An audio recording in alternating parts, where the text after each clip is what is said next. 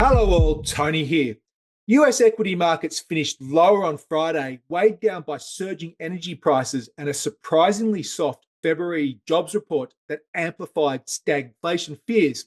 Now, we've seen those moves accelerate following their reopening today, with WTI crude oil exploding some 27% higher today to above $118 for a total gain of 75% this month, in a move that by definition the world economy has been caught short by.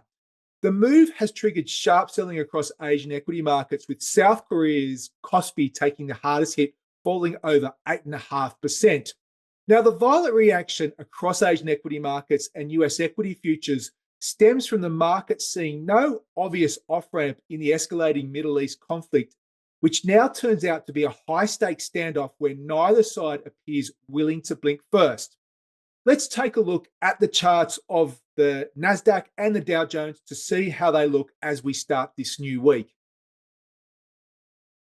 Okay, so starting with the Nasdaq, up until Friday, not a lot had changed. We've been talking about the Nasdaq being in a correction. There's been a double top, and we've been talking about some support zones to keep an eye out for as the correction continues to play out.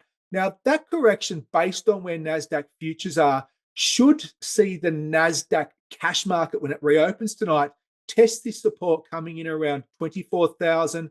Reinforced by this low from the 21st of November at 23,854. So what we're going to be watching for is to see how the NASDAQ reacts in this support zone. If we can see signs of basing and potentially a reaction higher, it would start to signal that maybe we've seen the end of this correction. But a lot to play out between now and then. Of course, if we were to see the NASDAQ break below the support zone and start to really look like it was quite heavy into the close, it would probably give us an initial indication that this correction has got further to go, and we could see it trade down towards 23,000. So a lot pending on this session tonight, exactly how it reacts to this support zone and where it closes for the week ahead.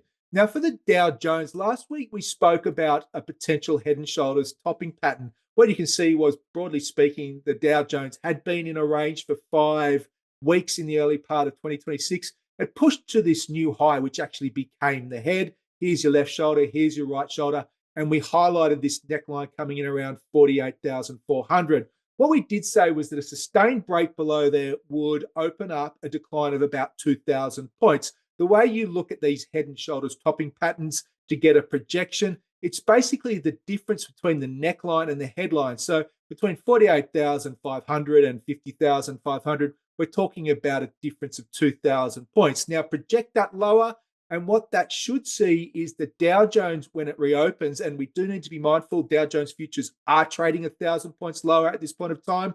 That should get the Dow Jones into the head and shoulders projection coming in around 46,500-ish, which of course is being reinforced by this 200-day moving average. So that has played out really nicely. Now, what we need to see is how it actually reacts with regards to this 200-day moving average and how it closes on the day. So very, very important session ahead.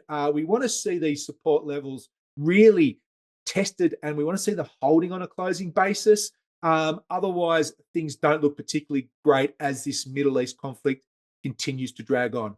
That's all for this week. Stay tuned for more Wall Street updates ahead.